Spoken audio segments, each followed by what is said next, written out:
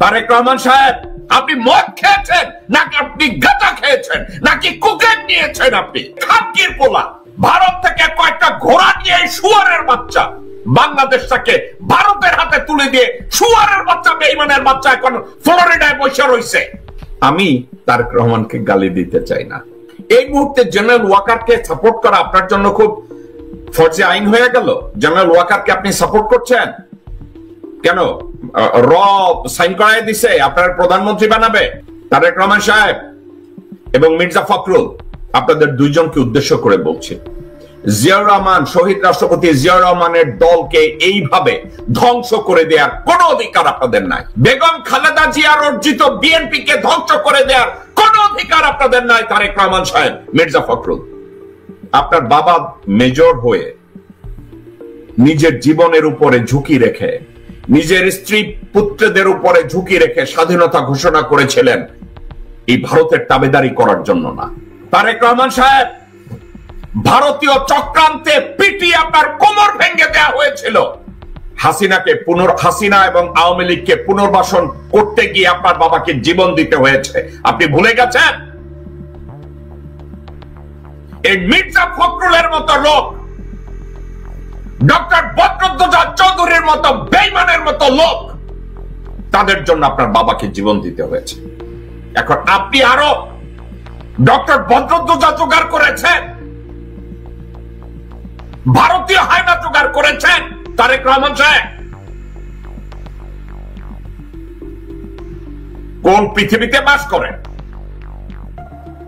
আপনার পাশে কতগুলো লেঙ্গর পড়া হারামজাদা রেখেছেন, তারা আপনাকে বলছে জনগণকে আর্মির বিরুদ্ধে লেলিয়ে দিচ্ছে। তারেক রহমান সাহেব, আপনাকে নিয়ে আপনার বিভিন্ন কথা নিয়ে আমি সমালোচনা করতে চাই না। আমি বিশ্বাস করতে চাই আপনি জিয়া রহমান সাহেবের সুযোগ্য পুত্র। এ ধরনের বাহুত্রা, গাবুটাই, হুবড়িটাই, এ ধরনের মন্তব্য আপনি কোথায় পেয়েছেন? বেগম জিয়ার অসুস্থতার সুযোগে ভারতীয় আধিপত্যবাদী যেসব কুত্তারা রয়েছে, তারা যদি চারিদিকে ঘিরে ধরনের কথা বলে, তারেক রহমান সাহেব, মির্জা ফখরুল এবং দেশের আজকের যারা এসব কথার সাথে বিশ্বাস করেন, আমি তাদের উদ্দেশ্যে একটা কথা বলি। একটা সেনাবাহিনীকে ধ্বংস করার জন্য ওই দিনই ধ্বংস করার পায় তারা শুরু হয় যেদিন জেনারেল মোস্তাফিজুর রহমানকে রিটায়ারমেন্ট থেকে ব্যাক করে রয়ের ওত নেয়ার পরে তাকে সেনা প্রধান করা হয়।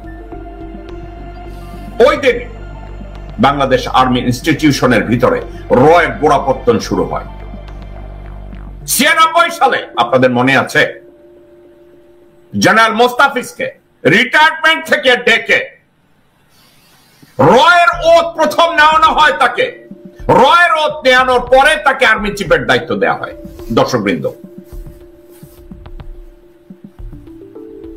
তারপরে শুরু হয় মোস্তাফিজের পরের থেকে কতগুলো, এখন দেখি কয়েক জায়গায় মন্তব্য দেয়। ইকবাল করিম ভুইয়া, মবিন, আজিজ চিন্তা করেছেন আর্মির স্ট্যান্ডার্ড কোথায় নামিয়ে নেয়ার পরে আজিজের মতো একটা দুষ্কৃতিকারী পরিবারের একটা হারামজাদা তাকে আর্মি চিফ বানানো হয়। তারপরে শফির মতো কাঙ্গাল, ভাতের কাঙ্গালকে আর্মি চিফ বানানো হয়। তারপরে কি তাই? মইনের মতো একটা হুবড়িকে বেগম জিয়ার আপন ভাই সাইদ ইস্কান্দার ক্ষমতাকে কুক্ষিগত করার জন্য একটা লিলিপুট হারামজাদা মইনকে সেনাপ্রধান বানায় এবং তার খেসারত যায় তারেক জিয়ার উপরে। তারেক জিয়াকে পিটিয়ে পঙ্গু বানানো হয়। তাকে অকথ্য ভাষায় নির্যাতন করা হয়েছিল। তারেক জিয়া, আপনি কি এগুলো ভুলে গেছেন? তারেক রহমান, আপনার হাড় মাংস ভেঙে গুঁড়া করেছে। এখন আপনি ওখানে বসে আছেন আর ওখানে বসে এখন পুল্লুক দিচ্ছেন। মানুষ পূর্ব ভুল থেকে মানুষ শিখে, ব্যর্থতার থেকে শিখে, সেটব্যাক থেকে মানুষ শিখে জানে। তারেক রহমান সাহেব, আপনি কি করছেন?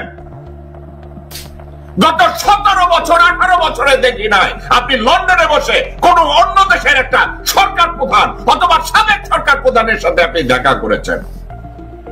কতগুলো ল্যাঙ্গট পরা হারামজাদাদের পাশে নিয়ে আপনি এখনো সাদির মতো বালছলদের পাশে নিয়ে আপনি রাজনীতি করছেন। কয়সারের মতো লোকজনদেরকে পাশে নিয়ে আপনি রাজনীতি করছেন। বালছল কতগুলো বটতলার উকিল যারা 2 লাইন ব্রিফ লিখতে পারে না, তাদেরকে নিয়ে আপনি রাজনীতি করছেন। আর আজকে বলেন বাংলাদেশের জনগণকে নাকি সেনাবাহিনীর বিরুদ্ধে দাঁড় করিয়ে দেয়া হচ্ছে, এটা একটা ষড়যন্ত্র। এই কনক্লুশন আপনাকে কে দিয়েছে? বাংলাদেশের সেনাবাহিনী বাংলাদেশের মানুষের প্রাণের স্পন্দন। বাংলাদেশের সশস্ত্র বাহিনী বাংলাদেশের মানুষের মুক্তির প্রতীক। বাংলাদেশের সশস্ত্র বাহিনী বাংলাদেশের মানুষের অহংকার। বাংলাদেশের সেনাবাহিনী কারা? আমার ভাই বোন, আত্মীয় স্বজন, ভাইস্তা ভাইনা, প্রতিবেশী, তারা বাংলাদেশ আর্মি। বাংলাদেশ আর্মির বিপক্ষে জনগণ যায় নাই। কাদের বিপক্ষে গিয়েছে? তারেক রহমান সাহেব কাদের বিপক্ষে গিয়েছে? ভারতের ল্যাঙ্গট পরা লাড্ডু খাওয়া কুত্তার বাচ্চা মোস্তাফিজের বিরুদ্ধে গিয়েছে, মঈনের বিরুদ্ধে গিয়েছে, আজিজের বিরুদ্ধে গিয়েছে, শফির বিরুদ্ধে গিয়েছে, আজকে খানকির পোলা ওয়াকারের বিপক্ষে গিয়েছে। আর আপনি বলছেন সেনাবাহিনীর বিরুদ্ধে? তারেক রহমান সাহেব, ওয়াকার এবং রয়ের 29-30 জন জেনারেল বাংলাদেশ আর্মি না। বাংলাদেশের আর্মির সদস্য সংখ্যা 2,30,000-এর মতো। তার ভিতরে মাত্র 30 জন। এই 30 জনকে রক্ষা করার জন্য আপনি তারেক রহমান পুরো আর্মিটাকে দোষ দেওয়ার, একত্র করার চেষ্টা করছেন। আপনি মদ খেয়েছেন নাকি আপনি গাঁজা খেয়েছেন নাকি কোকেন নিয়েছেন? আপনি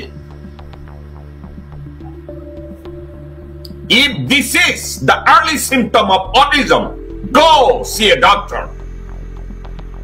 এ ধরনের রেকলেস, এ ধরনের স্টুপিড কথাবার্তা দ্বিতীয়বার আপনার মুখ থেকে আপনি বের করবেন না। আপনাকে গালি দিতে আমার কষ্ট লাগবে। এ ধরনের ননসেন্স কথাবার্তা আপনাকে কে বলে দিয়েছে?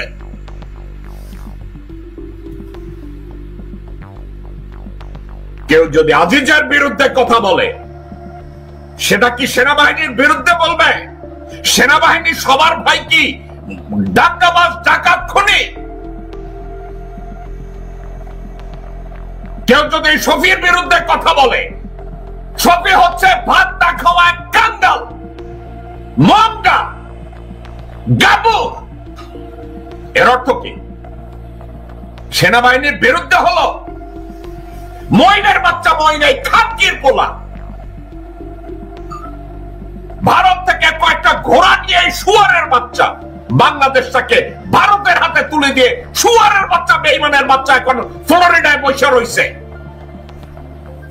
সেটা আর্মির বিরুদ্ধে না, এগুলো ব্যক্তির বিরুদ্ধে। 2,30,000 সেনাবাহিনীর মধ্যে, সশস্ত্র বাহিনীর মধ্যে যদি 30 জন, মাত্র 30 জন, 1% না, মাত্র 30 থেকে 35 জন, 50 জন, এরা হচ্ছে বেঈমান, এরা হচ্ছে দেশদ্রোহী। এরা বাংলাদেশের জনগণের জন্য কাজ করে না, এরা দেশের অস্তিত্বের জন্য কাজ করে না, এরা কাজ করে তাদের প্রভু ভারতের জন্য। অশোক স্তম্ভ তাদের টার্গেট, বাংলাদেশের জাতীয় শাপলা তাদের টার্গেট না, বাংলাদেশের জনগণের মুক্তি তাদের টার্গেট না, বাংলাদেশের সীমান্ত রক্ষা করা তাদের টার্গেট না, বাংলাদেশের জনগণের অধিকার রক্ষা করা তাদের দায়িত্ব না, বাংলাদেশের ভোটাধিকার অর্জন তাদের কর্তব্যের মধ্যে পড়ে না। তারা শুধু ভারতের স্বার্থ রক্ষা করবে। ওই 30 থেকে 35 জন এই মির্জা ফখরুলের মতো ফটকা, মির্জা ফটকা, মির্জা আব্বাস, এই মির্জার এই দুই কুত্তার বাচ্চা, হারামখোর বেঈমান, এই শুয়োরের বাচ্চা দুইটা, আমির খসরু মাহমুদ একজন, এই আরেকটা বিশাল পোলা, সবাই খালি আমাকে বলবেন যে ভাই আপনি গালি দেন, এই খানকি পোলাদের আপনি কি বলবেন?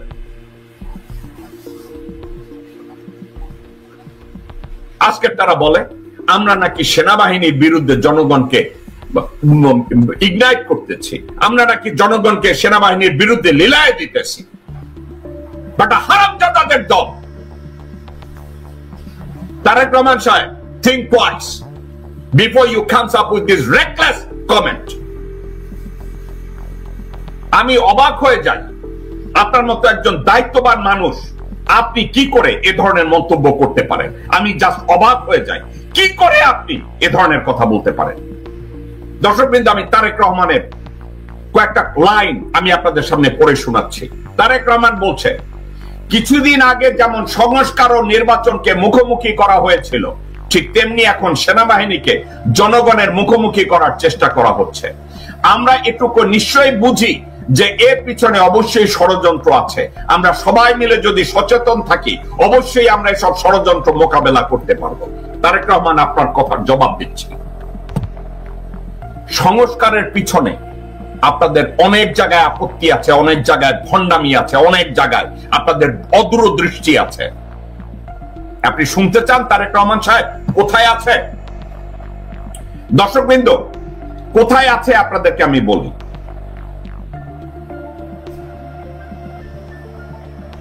সংস্কার কর্মসূচির মধ্যে একটা জায়গায় ছিল একজন ব্যক্তি সর্বাধিক 2 বারের বেশি প্রধানমন্ত্রী হতে পারবেন না। তারেক রহমান সাহেবের ওখানে আপত্তি আছে।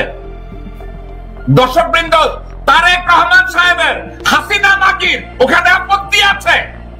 লন্ডন পরিবারতান্ত্রিক রাজনীতিকে মুদ্রা দেয় আমি ওই পরিবারতান্ত্রিক রাজনীতির উপরে।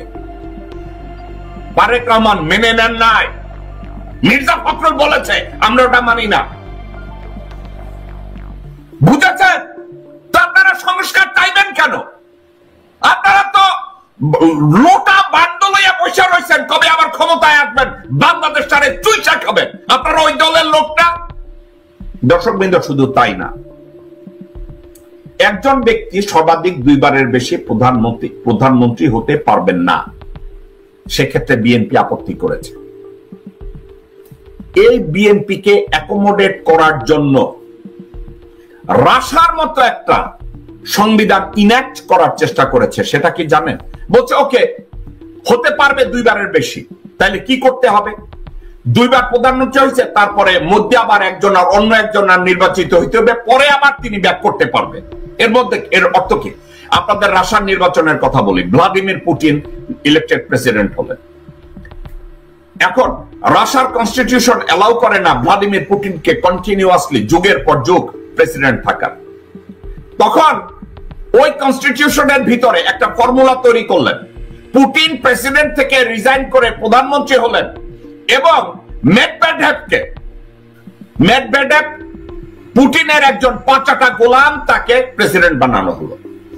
মেদভেদেভ প্রেসিডেন্ট হওয়ার 4 বছর পরে আবার পুতিন প্রেসিডেন্ট হয়েছে। দর্শকবৃন্দ, বাংলাদেশের কনস্টিটিউশনে এ ধরনের একটা অ্যারেঞ্জমেন্ট করার চেষ্টা করেছে। সেটা হলো এই যে 2 বারের বেশি কেউ প্রধানমন্ত্রী থাকতে পারবে না। আর যদি প্রধানমন্ত্রী ওই ব্যক্তি একই ব্যক্তি আবার প্রধানমন্ত্রী হতে চায়, মধ্যে তাকে একবার একটা টার্ম অন্য একজনকে প্রধানমন্ত্রী হবে, তারপরে আবার আসতে হবে আরেকজনকে।